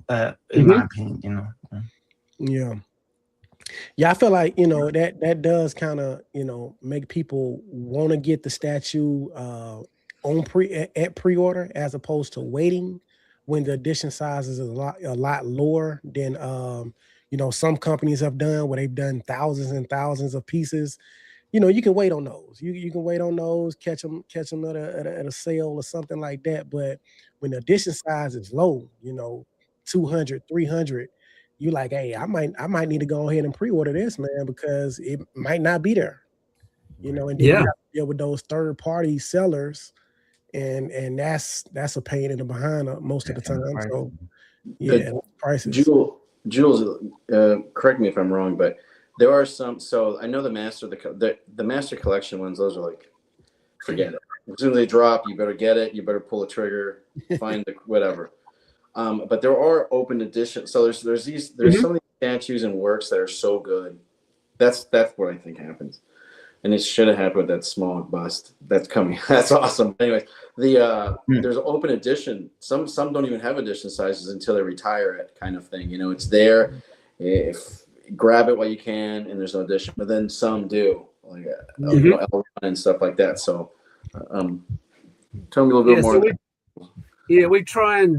we're basically trying to be everything for every person. You know, so collecting, like there's different layers people engage with it. You know, some people have more disposable income than other people. Some people like rarity is really important, other people less so. So to sort of try and cater to as many people as we can, because although it is a commercial enterprise and we exist in a marketplace and we need to be able to make money so, you know, we can exist, really what we're trying to do is make art for people that is accessible. So with the open editions, that's our attempt. By having it open edition, we hopefully over a longer period of time will sell more, which means that we can have a slightly lower price point for people, and they will be around and available for as long as people are interested in them. Oh wow, I didn't think about that. Yeah, then limited edition is to sort of cater to more like the traditional collectible space, you know, like they're like it's in the name, they're collectibles, and so scarcity makes it collectible. yeah, most definitely. No. Yeah, so we're basically, our different categories is really just trying to have an entry point for any fan, you know, and that's why we have like smaller statues and vinyl figures as well. Is like these things can get really, really expensive just by the nature of them. You know, they are all handmade. They're made by artists. You know, artists deserve a paycheck just like anyone else in life. So by having different categories and different sales mechanisms allows us to hopefully cater to as many people as possible. Yeah. Okay, that's cool. I didn't think about that. That's a good thing to keep an edition. You make it cheap. Well, I mean, because some really your 1/6 scale, $3.99 American dollars, $4.99 if they're bigger. Some of them are $6. You know, that's fine. That's pretty good. But they're massive. Some are massive. So. Yeah, it's a pretty tricky. Like any enterprise in life, it's a pretty tricky thing. Like there's a lot of different things to balance and get right. Like there's the artistic intention and being true to the characters, and that's where me and my team come in. But then there's like global distribution and getting it into people's hands in a safe and hopefully fast manner. You know, that's no mean feat. Like there's a lot to it, and there's a lot of different things at play. And then especially at the moment, like the world is in a very, very interesting place with just trying to move things around the world at the moment is a fun game. Yeah. So it's pretty complex, you know. Yeah, it is. It is. Like that shifted a lot of the map of what people are collecting. I feel it, you know. I feel it. A lot of people feel it. It's not like you can drop, you know, quarter scales of the Sideshow here in America. You know, they used to be 600 to 7. Now they're 12. Yeah, you know, you're talking double. You know, and people are like, I can't. I just can't. Some people can't. No, man. Like, I collected hot toys for a long time. Like, I think they're amazing. And I think I picked up my first one in New Zealand around 2008, 2010. And it was like 200 New Zealand dollars then, which is probably about 110 US dollars. Now they're 500-600 New Zealand dollars, you know? Yeah. Yeah. And I get it. It's all the different factors that come into play when trying to make this stuff. Oh yeah. And then we have another question. Solo Reaper. He said, as a company, how is the pre-order or overall price determined for statues? That's really complicated.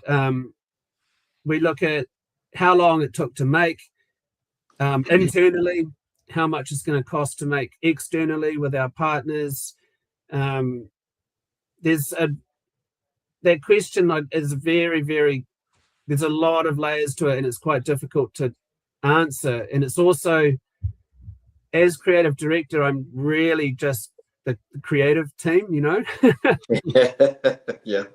And then there's a lot. Like, I'm certainly not trying to dodge the question. Like, there's just a lot of factors. Like when tariffs came into play, sort of overnight, they changed everything and introduced a whole bunch of new stuff, and then they went away, so that changes things again.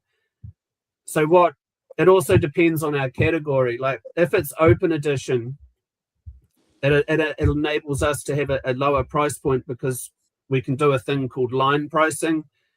If the fewer of a thing we make, there's less sales, so the price has to go up. So it's finding the sweet spot between what's fair to people, what's fair to us with the people that had to make it, what's fair to our manufacturing partners, and how many of a thing we're going to make. Because the more of it we make, the lower the price. But then the community doesn't necessarily want there to be lots and lots in the world. Yeah, it's a very, very strange business. Yeah. And that's that's what I thought about as well. Because I know to us, we would love to get the statues at the lowest price, shipping costs to be down, tariffs to go away. But at the same time, I mean, I've always known this hobby to be expensive, but it has drastically increased with the amount of stuff that we have to pay nowadays. And that's sad because, that basically allowed a lot of collectors to stop collecting, based off of these situations today. So it's kind of sad. Hopefully things will turn around, and we can get back to a point where there's not as many fees and all of this stuff that we have to pay, and the shipping prices will go down. I don't see it happening anytime soon, but I'm trying to be optimistic about it, and I'm hoping that it will. Me too, man. Like, I think we can only be optimistic, but I feel like the COVID-19 changed the whole world, and things haven't really gone back to how they were pre-COVID. But I feel like the only thing we can do is be optimistic, Yep. Oh yeah. I agree with that one. Yep. All right, man. Will we have anything else? I know we done went through pretty much the whole Weta catalog. Treebeard. Treebeard I missed. I always wanted that piece. I like this. Yeah. This is an awesome piece, man. Huge, tall, gorgeous. That's a great piece. The Masters collections, like that's our opportunity to try and dream a little bit bigger, and push the sort of medium as far as we can with there's obviously always limitations and reality, but the Masters collection is when we get to really try and flex our creativity, so we're always trying to push some boundary with them. Oh yeah. That's pretty. I'm looking forward to seeing like these and more in person. I'm thankful that Weta is sending representation to StatueCon again and bigger and better. So again, if y'all can get there, get there. Oh yeah. Yep. It was, the ones who, contact me. I'm all over the place. So contact one of these guys. I mean, they make the show. So you don't have to come to me. If you don't want to talk to me, talk to them. And again, we have groups, we got chats, we got stuff that people carpool, people help each other at the airport. Again, the economy is not just affecting the collectibles, is affecting everybody. Everything is more expensive. Gas is ridiculous here. United States, I'm sure if it's bad here, it's bad. I'm assuming it's pretty bad everywhere else too. So we help each other because again, we kind of know each other now. Now we know each other, Piggy. So when I do give you that pineapple juice you want, that's like my brother. Here you go, your pineapple juice. Go have fun. Appreciate it. It's appreciated. Yeah, Jules, I'm big at giving out drinks. That's my thing. We do some after parties too. If you can hang, I'm not sure you can hang with us. We'll see. Oh yeah, I sure can, man. Yes, sir. Yes, Jesse sir. can too, but I party Jesse. So. Oh, Jesse and I, we've become pretty good mates over the years at Comic-Con. So I've certainly had a few drinks of Jesse in my time. He's a great guy. He's just some fantastic human beings.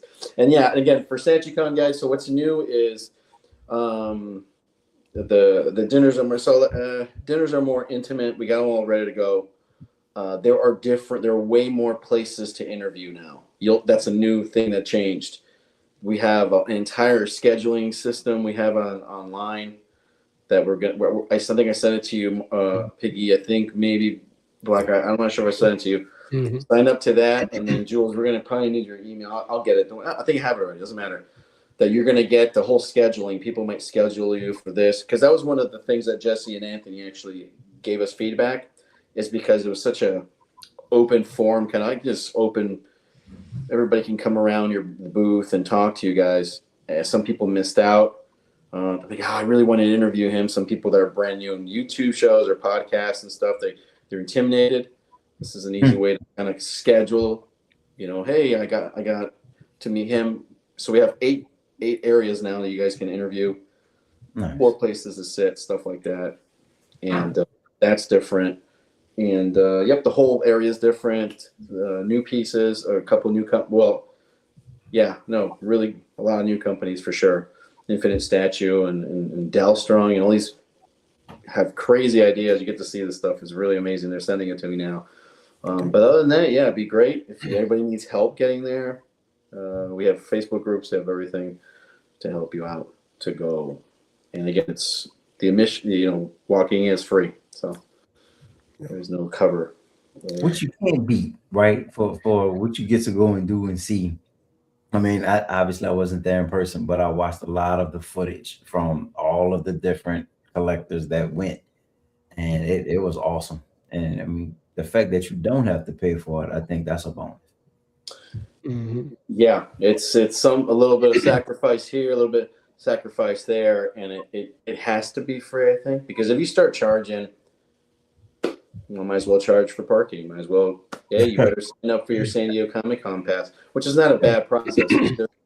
It's the norm. And then now we're talking business. Now we're just talking business.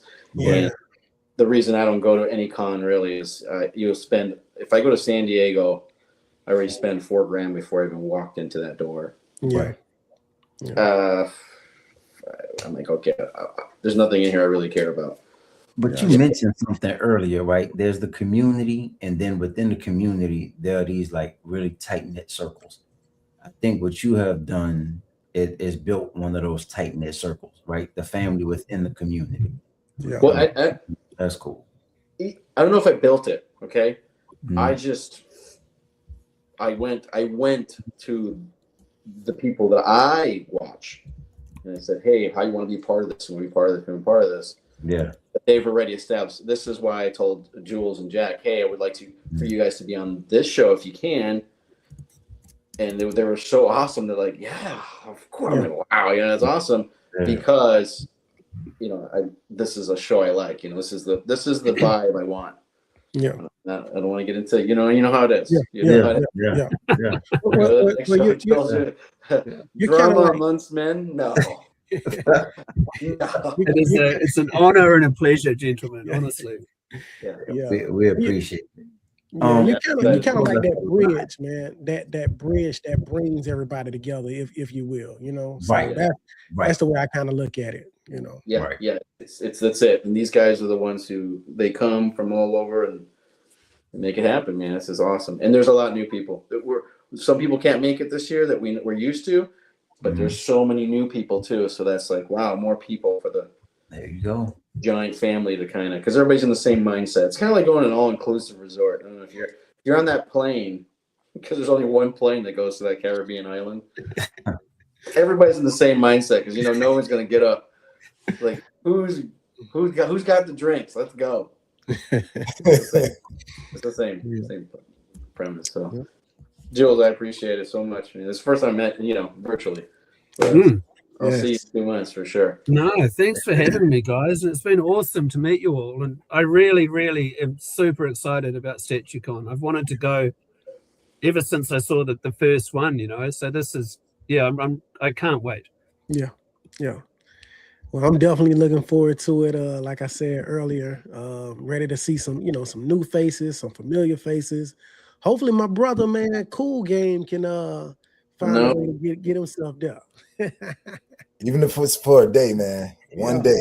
That's what I was telling Marcos. It may have to be just like a come in Friday night and then stay Saturday and leave out Sunday. Something. What do you think was that? That makes you less important? Dude, that's an honor to me. Yeah, again. for real, man. Yeah. Your time is the most valuable thing for me, man. And I appreciate it so much that you would spend that time you have very limited to come hang out with us. I mean, God, Jules, how long is that trip? How long is that airplane? Right from New Zealand. Oh, brother. Far out. So from we can fly into the States, either Los Angeles, San Francisco, Houston, or New York. Oh, come pick me up. New York is 18 hours. Los Angeles is like 13 hours. But because there's flights, internally in New Zealand and then internally in the States, like one time I was in the air, in transit for 32 hours. Man. But I got to, like, from Wellington, New Zealand, where I live, to San Diego. It took me 32 hours to get there, but I got there only like 6 hours after I left the office. Wow. But that's so time. It's a bit of I never really get used to it. Yeah, but it's a long way. Yeah. Yeah. Gotcha. Wow. Well, Solo Reaper say we appreciate you and the work Weta has been doing. Hey, thank you so much, Solo Reaper, man. It means the world to us if people, like what we do. So that leads me to a question. We've learned a lot about Weta Workshop, about you and your work. If there was one thing that you want to leave us with or leave the community with, what do you want people to know or remember about Weta Workshop? Oh, good question, man. Wow, good question, man. I'd like to think, that with what we're trying to do, it is difficult, and the world is in a very strange place, and we consider it a privilege to be involved in these stories and to get to help people tell them. And it's also, we consider it a privilege when people interact with it. And I think when you bring something into existence, it has to be done with love and integrity. So we try and do that. We try and honor these stories, and we try to do it with love and passion for other people that have love and passion for these stories. So for anyone out there that has responded positively to the work, from the bottom of our hearts, thank you very, very much. Oh, yeah. That's love. Appreciate you. Oh, yeah. As we close out, we'll just go around. Any last words? I mean, Ice, we can start with you, and then we'll go around. Once again, thank you, Jules, for coming on, man. It was a pleasure. Looking forward to meeting you at StatueCon. And like I say, I'm gonna see Marcos, I'm gonna see my boy Piggy, hoping I can see my brother Cool Game and some more, some more familiar faces and new faces as well. Sir. Jules, any last words? No, guys, just really, really cool to meet you, and thank you for all the work you guys are doing. I really genuinely have wanted to come to StatueCon since it started, so I'm really looking forward to meeting you guys in real life for those of you that can be there, and thank you for having me on the show. I appreciate you joining us. Piggy, any last words? Yeah, I appreciate Jules for coming on. Cool Game, I appreciate you and Black Ice for having this platform for us to have Jules on, and appreciate Marcos for all that he does in the statue community. And I'm looking forward to just being with all of you later on this summer, including you, Cool Game, even though we got to come and kidnap you for a day. Definitely looking forward to it. Thank you. Yes, sir. And Marcos, all right, you don't want to be the creator. We'll call you the bridge then. I like that. That's a good nickname. Nick Fury. I collect the Avengers, and you guys. I like it. You guys go out. I love it. I will call upon you again. Yeah. Oh yeah. When the earth needs you, we will answer the call, man. Yeah, I can't wait to show you guys. Again, it's like a family reunion to me. I know I'm physically, had dinners with you guys. We hug. What's up? It's a flesh thing. It's a soul thing. This is not a virtual. So it's hey, let's go to the bar. I bought you drinks. We've talked about family. We talked about health. Oh, statues are cool. All right, let's go hang out. And then you got all these artists, and they were awesome too. You can't, Sideshow kills it with just being human. And there's even more, I think Fabio is going to be great. And all these guys that I met now too. And I think there might be a couple guys more coming. Some were slackers. Some people were slackers. But again, such an honor.